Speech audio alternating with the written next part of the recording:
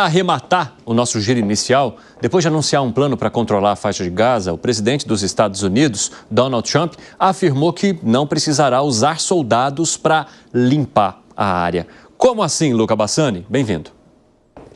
Boa tarde a você, Evandro, a todos que nos acompanham. Este plano bastante polêmico anunciado pelo presidente Donald Trump repercutiu muito mal. Ontem nós trouxemos aqui algumas dessas repercussões e hoje, quando perguntado sobre detalhes deste plano, ele disse que os Estados Unidos não enviarão soldados para limpar a faixa de Gaza, ou seja, para tirar essas pessoas, remanejá-las enquanto essa reconstrução aos moldes de uma Riviera no Oriente Médio acontece. Ele disse que após a retirada dos escombros, o exército de Israel que administrará essa região e depois Israel passará o controle para os americanos. Portanto, não terá a presença de soldados dos Estados Unidos, de fato, para realizar este manejo de quase 2 milhões de pessoas. Lembrando que tanto os aliados quanto os inimigos dos Estados Unidos, né, aqueles que representam uma figura mais antagônica aos americanos, repudiaram este plano, dizendo que vai contra uma série de tratados e acordos internacionais e que poderia até configurar a limpeza étnica na voz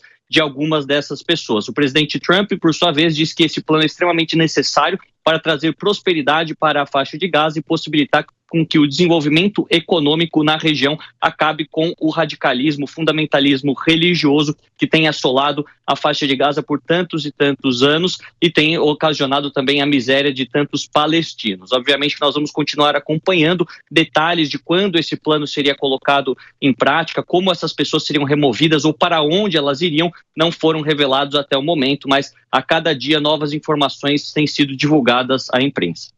Valeu, Luca Bassani. Até mais. Um abraço para você, meu amigo. Alangani, o que está acontecendo, hein? Você consegue me explicar? Pois isso daí tem me surpreendido, né? Eu acho... Você é um cara que acompanha a maneira como o Donald Trump administra há muito tempo, né? Inclusive você o admirou e admirou bastante de suas decisões tomadas lá atrás. Eu queria saber como é que você está olhando para isso agora. Pois é, isso tem me surpreendido. De fato, eu elogiei muito Donald Trump lá atrás, né, em relação à política externa, sempre muito racional, cauteloso, não escalando. Mas algo nesse sentido na faixa de Gaza é literalmente explosivo. Primeira razão. É direito, você pode remover as pessoas de lá. E se as pessoas não quiserem sair, elas estão lá na faixa de Gaza, né? Então, você tem o direito de fazer isso. Isso fere direito internacional, por exemplo. Segundo ponto, do ponto de vista operacional, não é tão simples isso, né? Essas pessoas, elas têm laços afetivos, elas têm uma vida lá, né? Elas têm trabalho. Por mais que a faixa de Gaza não seja o melhor do mundo, o melhor lugar do mundo para se viver, mas a remoção dessas pessoas, né, indo para outro lugar, não é tão simples. Elas vão começar a vida em outro país, na Jordânia, no Egito. E aí, será que o Egito e a Jordânia topam? Já falaram que não. Né? O frágil sistema de seguridade social desse país também não aguenta receber uma quantidade enorme de imigrantes. E o quarto, Evandro, é jogar gasolina no incêndio. Como é que vai ser a reação do mundo árabe? Provavelmente aumenta o terrorismo, aumenta o sentimento anti-americano. Então, enfim, é algo muito delicado. Tomara que o Trump tenha ficado apenas na retórica e não leve esse plano adiante. É apenas retórica, Piperno? Não, eu acho que ele já tem, nos últimos dias, nessas últimas semanas, repetido algumas ideias mirabolantes que vão muito além do campo das bravatas. Veja, o grande timoneiro aí da internacional extremista, eu tenho a impressão que ele quer usar para esse serviço de terraplanagem da limpeza étnica que ele pretende fazer na região, talvez marcianos, né? Porque ele não quer enviar americanos para lá, não sabe se Israel vai dar conta de fazer isso. E detalhe, vem com essa proposta absolutamente ridícula e também mirabolante de transformar a região numa Riviera lá do Mediterrâneo. É isso que eu fiquei intrigado, né? Como assim, né? As expensas de quem mora lá. Por acaso ele foi perguntar para a população palestina. Agora, talvez ele tenha dado uma grande ideia para os próprios palestinos. Ora, se ele vê potencial naquela região para que aquela área se torne uma espécie de Riviera lá do Mediterrâneo, por que não uma Riviera do Mediterrâneo conduzida, organizada e administrada por palestinos que são os habitantes e, segundo negociações feitas lá atrás, os detentores da faixa de Gaza. Porque não vamos esquecer o seguinte, os acordos de Oslo, lá de 1994, previam que a administração da faixa de Gaza ficasse com os palestinos. Ô, Zagarino, aonde você acredita que Trump queira chegar? O Donald Trump, ele quer chegar onde ninguém consegue chegar, quer dar solução a esse problema. Nós temos ali na faixa de Gaza um problema territorial, um problema religioso, um problema de muitos que ele não anos tá aparecendo, gente? Ele é ignorado. Ele é ignorado. Donald Trump é o primeiro a falar: vou apresentar uma solução, vou levar investimento, vou realizar uma reconstrução. E é espantoso a crítica nesse tipo de declaração. Mais uma vez, Donald Trump sempre vem com essas bravatas: irei comprar a Groenlândia, irei dominar a Groenlândia. Mas não é bem assim. Donald Trump, ele fala o que ele tem essa vontade de fazer, para muitas vezes ir aos poucos articulando e chegar num ajuste, num denominador comum, mas para atingir sempre seu objetivo. Então, quando o Donald Trump diz que vai reestruturar, fazer obras, transformar na Riviera ali do Oriente, isso tem que ser visto por nós, pelo menos eu entendo dessa forma, de forma positiva. É a primeira pessoa que está, de verdade, debruçada sobre uma reconstrução real, que possibilite, num futuro próximo, o retorno do seu povo legítimo, os palestinos, para aquela região. Em nenhum momento o Trump disse que aquela região não poderia ficar com os palestinos. Donald Trump, ele sempre deixa de forma muito clara que o Hamas é uma organização criminosa que se esconde atrás do povo palestino. Esta organização criminosa não vai poder ficar naquela região. Donald Trump financiará, se for necessário, mais do que já faz, Israel para manter o controle daquela região. Mas não significa dizer que o povo americano irá viver naquela região, que aquela região será agora extensão do território de Israel. Em nenhum momento ele disse isso. Donald Trump apenas apresenta uma solução. Ô, Zagarino, construção da seguinte forma: eu queria que você às vezes com um corredor humanitário, para tirar aquele povo de lá, mas precisamos garantir a reconstrução, lógico, preservando os direitos do palestino. Ô, Zagarino, mas eu queria te questionar sobre algumas questões, né? Reconstrução real com corredor humanitário. Corredor humanitário para onde? Porque os países que poderiam abrir as portas para esse corredor humanitário já disseram que essas portas estão fechadas. Tem uma questão também. Você fala que seria o controle de Israel.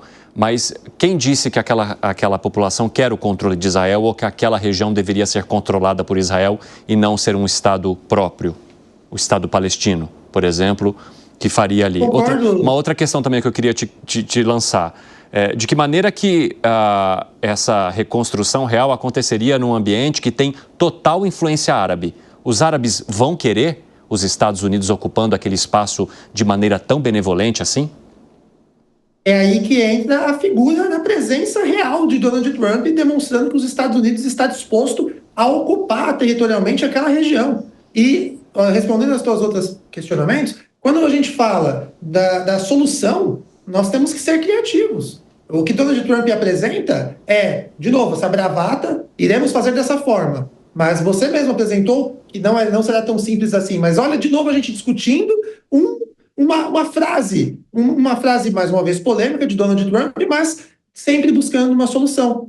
Como ele vai fazer isso? Se a Jordânia e o Egito já disseram que não estão de portas abertas, a gente não sabe se ele pode, às vezes, oferecer dinheiro, subsidiar até mesmo a chegada, como bem pontuou o Alan Gani, falou assim: a Seguridade Social daqueles países já tem dificuldade, os Estados Unidos pode financiar, os Estados Unidos pode contribuir, tudo voltado a quê? A garantia dos direitos humanos, a garantia daquele povo de poder ter aquela região, mas uma região que seja um Estado democrático, uma região que seja principalmente de paz.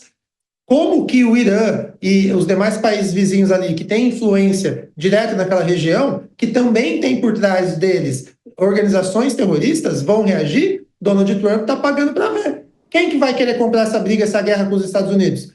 O que a gente não pode criticar é sempre uma pessoa que está disposta a apresentar uma solução. Caso contrário, a gente vai ficar sempre nessa guerra infinita que existe naquele território, e que quem paga sempre por essa guerra não é o Hamas. O Hamas a gente quer que seja extirpado, eliminado da face da terra. Quem paga é o povo palestino. Então, se a gente começar a discutir eventual solução, eu não vejo um problema nisso. Eu vejo apenas uma agenda, um debate público. A ONU poderia contribuir, outros países poderiam se debruçar. A Jordânia e o Egito, ao invés de simplesmente negar, poderiam falar, olha, talvez não dessa forma, poderíamos pensar numa outra possibilidade, poderíamos garantir uma reforma do Sul e depois do Norte, fazer a migração do povo, fazer isso em conjunto com um diálogo com o próprio povo palestino, mas não simplesmente dizer, o Trump está errado, o Trump é louco, o Trump só fala groselha. Não é esse o caminho. O Trump está dizendo duas coisas importantes: presença norte-americana no Oriente. Segundo, reconstrução, dignidade, vida, estrutura e felicidade, alegria, paz do povo palestino na região da faixa de Gaza, que é o que todo mundo espera.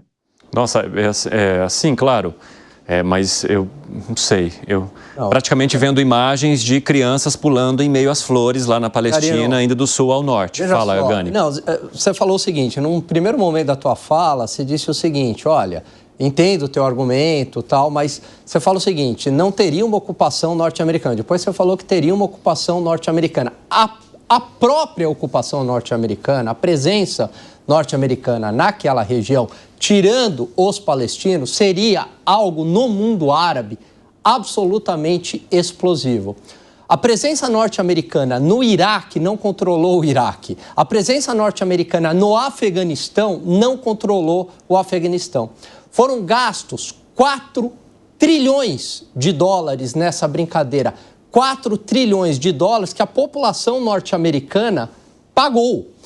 Aí não é tão simples. Os Estados Unidos não tem dinheiro infinito. Os Estados Unidos tem um problema também de déficit fiscal a ser resolvido. Quer dizer, como é que você vai convencer a própria população norte-americana que você está bancando, né, árabe e palestino em outros países, sendo que você tem dificuldade de fechar as suas próprias contas, né? Os Estados Unidos também tem um problema fiscal a resolver. Tem um outro ponto, não é uma ocupação norte-americana, que daí até seria razoável, você tem uma ocupação norte-americana para eliminar o Hamas, garantir a paz, tentar garantir a paz na região dos palestinos ali e desenvolver economicamente a região. Não! O ponto aí é tirar os palestinos da região. Quer dizer, ninguém perguntou para os palestinos se eles estão afim de sair da região. Esse que é o ponto. Você está afim de sair da região. E se ele não tiver? E se ele quiser ficar lá? Você vai tirar a pessoa à força? E você manda para onde essa pessoa? Esse é o ponto. Fala, Piperno. Eu estou pensando em convidar o Alan Gani para um empreendimento na Palestina, uma coligação esquerda, direita, comercial, econômica e tal. A gente abrir, quem sabe, um parque temático na Palestina. Porque é assim, se cada um que tem desejo de ir lá e tomar um pedaço pode fazer isso, se o Trump... Veja, os Estados Unidos estão lá do outro lado do mundo, bem longe, né? Qual é a conexão que eles têm lá com aquela região que lhes daria algum direito de intervenção? Então, vejam, gente, a gente tem que passar a ver relações internacionais de uma forma em que, primeiro, há que se respeitar a autonomia de povos, de nações e de estados, porque não cabe mais a noção de policiais do mundo. Não existe mais isso. E quem tentou fazer isso nas últimas décadas se deu mal. Não, esse tipo de intervenção de que lá do outro lado do mundo tem um povoado, tem uma área, tem um país que ele está, enfim, conflagrado, tem um regime político que não me agrada, então eu vou mandar uns marines para lá, mando lá uma meia dúzia de paraquedistas e resolvo a parada. Acabou esse negócio. Quer dizer, o mundo do século XXI, ele é um mundo muito mais complexo. Ele depende de muito mais soluções negociadas, de diplomatas mais hábeis e, principalmente, de investidores que apoiem qualquer tipo de solução em relação à instauração de novos formatos aí de governos, de, enfim, administrações locais. Porque se não houver isso, se isso estiver desconectado da ação política, não vai dar certo. Vai acontecer isso que o Alan falou. Tem, por exemplo, o caso da Líbia, né? Mataram lá o Gaddafi e tal, não, mas agora nos livramos do ditador, então agora nós vamos ter um país próspero, porque afinal de contas, entre outras coisas, ele também tem petróleo. O que aconteceu? Hoje é um país fragmentado em vários povoados e ninguém se entende. Então acabou esse negócio. Essa noção de policiais do mundo ficou lá para trás e morreu junto com a Guerra Fria. Iraque, desastre. Que daqui a pouco o Zé Garino vai falar também. Zé, e depois eu passo para você. Iraque foi um desastre, Afeganistão foi um desastre. E a Primavera Árabe foi um desastre. Vamos implantar a democracia à força aqui no Oriente Médio. Aí eu lembro que na época todo mundo, né, comemorou. Nossa, agora vai, agora vai. Conseguiu ficar pior do que aquelas oligarquias, do que aquelas ditaduras que, bem ou mal, horrorosas, mas ainda tinha algum grau de estabilidade. Com a Primavera Árabe, aí ficou completamente dominado por milícias, guerra civil, vídeo o que aconteceu com a Síria. Fala, Zagarino. Eu consigo até concordar com o que o Alan Gani está dizendo, com o que o Piperno disse. Eu estou trazendo aqui para vocês apenas um exercício de reflexão de que a fala de Donald Trump, ela não é assim desastrosa. A fala de Donald Trump, ela é mais propositiva do que qualquer outra fala de quaisquer outros líderes, porque não existem essas falas.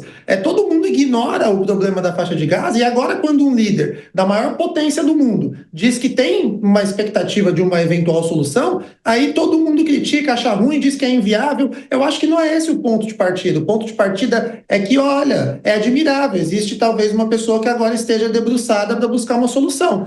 Talvez não da forma correta. Tudo bem, vamos discutir, vamos ouvir outras lideranças, vamos ouvir outros atores, vamos ouvir principalmente o povo palestino. Só que o que ele quis dizer, inclusive ele mesmo disse que essa presença não se dará por intermédio de força militar, essa presença ela se daria por intermédio de investimento, inclusive dos Estados Unidos, do governo americano, mas também da iniciativa privada, para transformar aquela região, que aquela região não precisa ter vida. É aí que está. É muito fácil todo mundo apontar o dedo, criticar, dizer que é impossível, que não vai dar para fazer essa ação ou qualquer outra coisa relacionada a qualquer outra coisa nas nossas vidas, quando ninguém está disposto a fazer. Então eu vejo a frase de Donald Trump, a sua fala, de um olhar positivo. Eu estou enxergando o copo que está pela metade, só que de um olhar mais cheio do que mais vazio. É isso. Fala, Gani. Olha só, Zagarino, o grande problema da fala dele é que ele não falou o seguinte: veja, eu quero desenvolver a faixa de Gaza, estou aqui disposto a um acordo, né, Israel e Palestina, a eliminar o Hamas, garantir a presença, e se o povo da Palestina quiser a presença norte-americana, investimentos, eu estou aqui. Ele fala em remoção, esse que é o ponto, remoção do povo que vive lá. Quer dizer, independentemente de qualquer coisa, o povo está afim de sair? Você perguntou antes. E uma fala dessa, a gente não está falando que ele fez uma fala dessa em relação à Colômbia ou ao Panamá. A gente está falando de um lugar que é explosivo, que qualquer fala inadequada, que qualquer interpretação dúbia gera relações extremamente tensas, porque o Oriente Médio é um barril de pólvora. Vai lá, Zé, fala.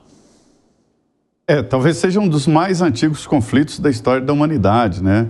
E existem palavras que são perniciosas. Essa história de limpeza, de limpar, aí é muito complexo. Há vários autores mostrando que nós, os sapiens, temos essa tendência, né? E mostra, inclusive, que existiam outros sapiens e que foram massacrados e eliminados exatamente pelos sapiens, né? Se hoje se luta pela cor da pele, imagina pela religião e por espaço, enfim, é uma área muito explosiva.